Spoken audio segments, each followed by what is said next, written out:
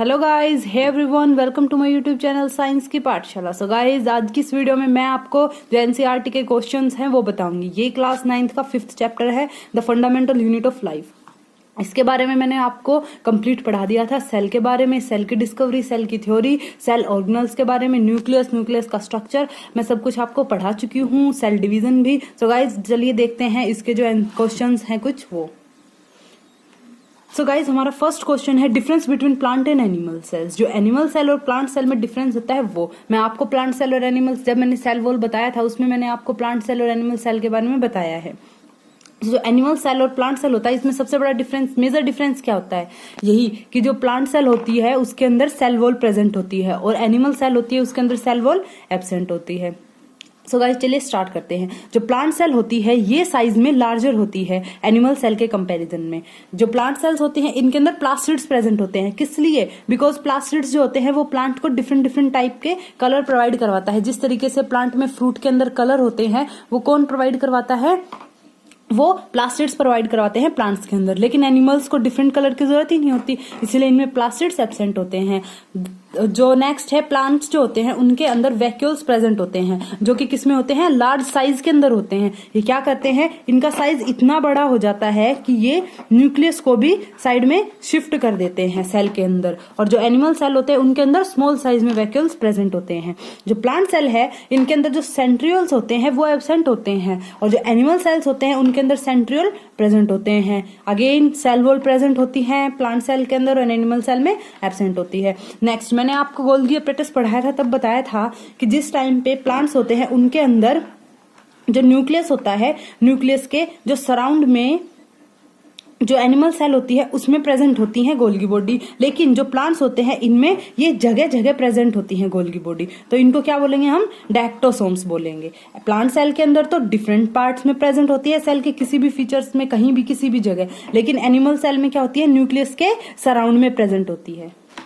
सो देखिए गाइज, हमारा next question है how is the prokaryotic cell different from eukaryotic cell. So guys, सबको पता है प्रोकैरियोटिक सेल्स का मतलब क्या होता है। प्रो का मतलब क्या होता है? पहले, प्री मीन्स पुराना भी बोल सकते हैं, और कैरियोटिक का मतलब होता है न्यूक्लियस। तो जिन सेल्स के अंदर पहले जो सेल्स थे उनके अंदर न्यूक्लियस जो था, जब तक डिस्कवरी नहीं हुई थी उससे पहले जो न्यूक्लियस था वो क्या था? नॉट डिफाइंड था कि कहाँ प्रेजेंट होता है सेल में, किसी को नहीं पता था। तो आप इसी से सीख सकते हो कि जो न्यूक्लियस है जिन सेल्स में, प्रोकैरियोटिक सेल में वेल डिफाइंड नहीं होता। सेल के अंदर प्रेजेंट तो होता है लेकिन ये नहीं पता होता कि सेंटर में प्रेजेंट होगा या किस जगह प्रेजेंट होता है। लेकिन यूकैरियोटिक सेल्स का मतलब होता है, यू का मतलब होता है ट्रू, यू का मतलब क्या हो गया? ट्रू। और कैरियोटिक का मतलब होता है न्यूक्लियस। जो न्यूक्लियस होता है ऑर्गेनिजम्स के अंदर वो क्या होता है? वेल डिफाइंड न्यूक्लियस प्रेजेंट होता है। मींस न्यूक्लियस की एक स्पेसिफिक जगह प्रेजेंट होती है। ये सेल है, सेल के अंदर सेंटर लोकेटेड न्यूक्लियस डिफरेंट जो है वो प्रेजेंट होता है। ये किसमें? इसका एग्जाम्पल क्या होगा? ह्यूमन बींग्स और प्लांट्स हो गए। और जो प्रोकैरियोटिक सेल्स है इनका एग्जाम्पल क्या हो गया?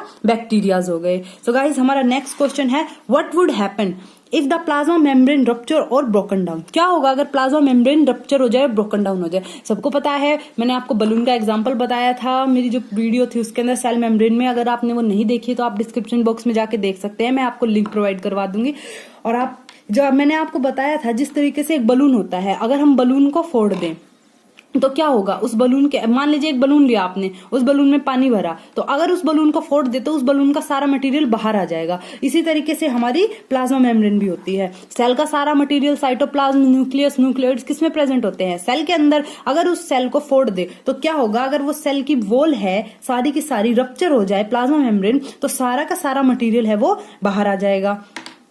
इसी तरीके से as we know the plasma membrane is the boundary of the cell. जो प्लाज्मा मेम्ब्रेन क्या होती है? सेल की बाउंड्री होती है। It is selectively permeable in nature. ये क्या करती है? कुछ सेलेक्टेड मटेरियल्स को ही आने जाने की परमिशन देती है। It allows different type of the molecule to pass through it in which the essential for the cell it is ruptures all the cytoplasm out and the cell do not survive in die. मतलब अगर cell है, cell के अंदर कोई भी अगर cell plasma membrane पे rupture हो जाती है तो प्लाज्मा मेम्ब्रेन जो होती है पूरा सेल का मटेरियल उससे बाहर आ जाता है और सेल डेड हो जाती है। गाइस नेक्स्ट क्वेश्चन है what would happen to the life of the cell if there was no Golgi apparatus. अगर गोल्गी अपरेटस नहीं होता है तो सेल जो होगी उसके साथ क्या होगा। मतलब कहने का बच्चा देखिए मैंने आपको बताया था कि जो गोल्गी अपरेटस है वो क्या करवाता है, जो प्रोटीन है उसका सिंथेसिस हो चुका है, बन चुका है, वो किसमें, राइबोसोम्स में। जब वो हमारी गोल्गी अपरेटस के पास आता है तो गोल्गी अपरेटस क्या करती है, उसको मॉडिफाई करती है, मींस उसको अच्छे से मॉडिफिकेशन करती है केमिकल वगैरह डाल के इसके अंदर और उसको पैकिंग के लिए तैयार कर देती है। अगर गोल्गी और उसका क्या, फिर उसका काम क्या होता है, प्रोटीन का, जिस प्रोटीन को इसने पैक किया है उस प्रोटीन को अगर सेल में कहीं भी सेल को जरूरत है, सेल ऑर्गेनल को जरूरत है या सेल के बाहर किसी चीज को जरूरत है तो ये गोल्गी अपरेटस उसको उसके पास पहुंचा देते हैं। अगर यही रप्चर हो जाएंगी तो ये प्रोटीन है इसका पैकिंग करेगा कौन, इसको मॉडिफाई करेगा कौन, वो तो उसकी प्राइमरी स्टेट में ही रहेगी, उसको उसकी सेकेंडरी या उसको मॉडिफाई करने का काम नहीं हो पाएगा। So as you know that the Golgi apparatus is responsible for the formation of lysosomes. किसकी फॉर्मेशन करती है गोल्गी अपरेटस, लाइसोसोम की। Modify and packaging of the material, ये क्या करती हैं, जो मटेरियल होता है उसको पैक करती हैं। So if there was no Golgi apparatus there would not to be any lysosome for the intercellular digestion and cleansing. Means अगर लाइसोसोम क्या करते हैं, लाइसोसोम जो होते हैं ये एक तरीके से सुसाइडल सैक बैग होते हैं। मींस कोई भी अगर सेल के अंदर डेड मटेरियल है, वेस्ट मटेरियल है, वो किसके अंदर आएगा, लाइसोसोम्स में आएगा। अगर सेल है, सेल की गोल्गी बॉडी है, अगर ये नहीं होती है अगर गोल्गी बॉडी हमारे पास नहीं होती है जो लाइसोसोम्स होंगे उनका फॉर्मेशन नहीं हो पाएगा और जो हमारा सेल होगा उसके अंदर जो डाइजेशन होता है वो नहीं हो पाएगा। लाइसोसोम क्या करवाते हैं, डाइजेशन करवाते हैं, एंजाइम का डाइजेस्टिव एंजाइम छोड़ते हैं जो कि क्या करते हैं, जो सेल के अंदर वेस्ट मटेरियल आ गया या कोई भी फॉरेन पार्टिकल आ गया उसको डाइजेस्ट करते हैं। सो गाइज हमारा नेक्स्ट क्वेश्चन है which organelle is known as the power house of cell and why. किस ऑर्गेनल को बोला जाता है पावर हाउस सेल का, आप सभी को पता है माइटोकॉन्ड्रिया को। और क्यों बोला जाता है, तो गाइस देखिए सभी को पता है माइटोकॉन्ड्रिया को पावर हाउस बोला जाता है सेल का। क्यों, क्योंकि ये क्या करता है, एटीपी का सिंथेसिस करता है। ATP means adenosine triphosphate. ये क्या होता है, ये जो है ये एडिनोसिन ग्रुप है जो क्या करवाता है, हमारी जो सेल है उसको एनर्जी प्रोवाइड करवाता है। इसको क्या बोलते हैं, एटीपी को एनर्जी करेंसी भी बोला जाता है सेल का।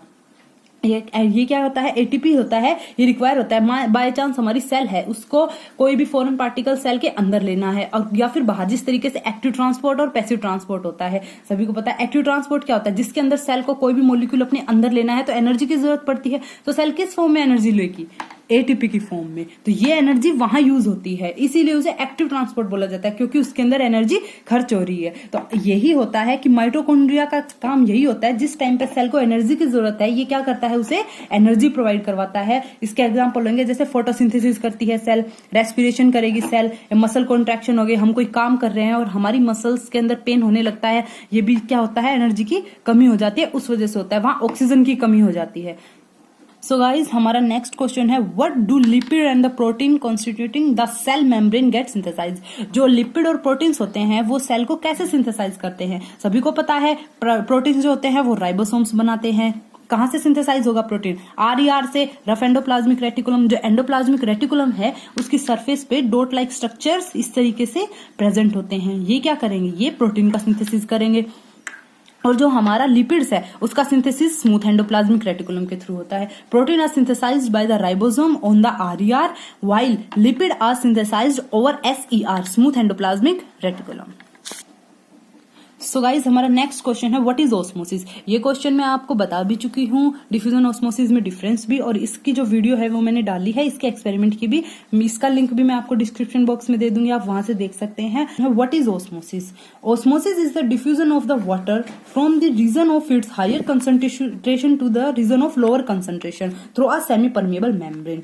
जो डिफ्यूजन का प्रोसेस होता है उसके अंदर किसी सेमी परमेबल मेम्ब्रेन की जरूरत नहीं होती, जो पार्टिकल्स होते हैं वो फ्रीली मूव करते हैं। लेकिन जो ऑस्मोसिस का प्रोसेस होता है इसमें मैंने आपको किशमिश का एग्जांपल बताया था, जिस तरीके से किशमिश को भिगोया और वो फूल गई, तो ये सेल क्या करती है, ये सेमी परमिएबल होती है, उसके जो आउटर कवरिंग होती है किशमिश की वो सेमी परमिएबल होती है। इसी तरीके से हमारी जो सेल्स है वो भी, उनकी जो कवरिंग है वो भी सेमी परमिएबल है। वो क्या करती हैं, अलाउ करती हैं कुछ पार्टिकल्स को कि वो सेल के अंदर आए या बाहर जाए। तो वो क्या करते हैं, फ्लो करेंगे high concentration to low concentration.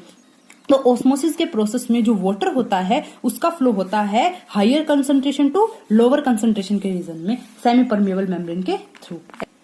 So guys हमारा next question 8th question, how does amoeba obtain this food. जो अमीबा होता है वो अपना फूड कैसे ऑब्टेन करता है। आप सभी ने ये देखिए अमीबा का स्ट्रक्चर है। आप सभी ने पढ़ा होगा कि जो अमीबा होता है ये सिंगल सेलुलर ऑर्गेनिज्म होता है। इसके पास न्यूक्लियस है लेकिन जो सेल ऑर्गेनल है सारी वो अच्छे से डिफाइंड नहीं होती हैं।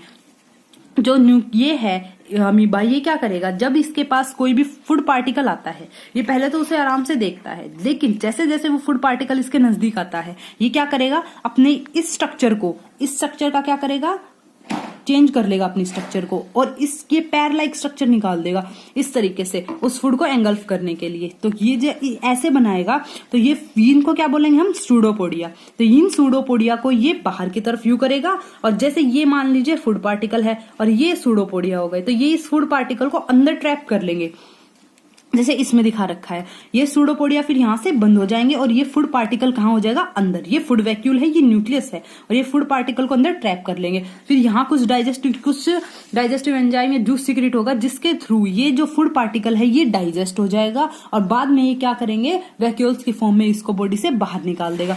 सो जो अमीबा होता है अपना फूड कैसे ऑब्टेन करता है, इस प्रोसेस को क्या बोलेंगे, एंडोसाइटोसिस। मीन्स इसने अपनी बॉडी के अंदर ली है कोई चीज अमीबा ने, तो उसे क्या बोलेंगे, endocytosed. It is the process of the injection of the food through the plasma membrane. ये क्या करेगा, अपना जो फूड है उसे इंजेस्ट करेगा, उसे डाइजेस्ट कर लेगा। This occurs due to the flexibility of the plasma membrane. ये किस वजह से हुआ, बिकॉज इसकी जो ये मेम्ब्रेन है ये क्या है, फ्लेक्सिबल है, ये किसी भी स्ट्रक्चर में प्रेजेंट हो सकता है।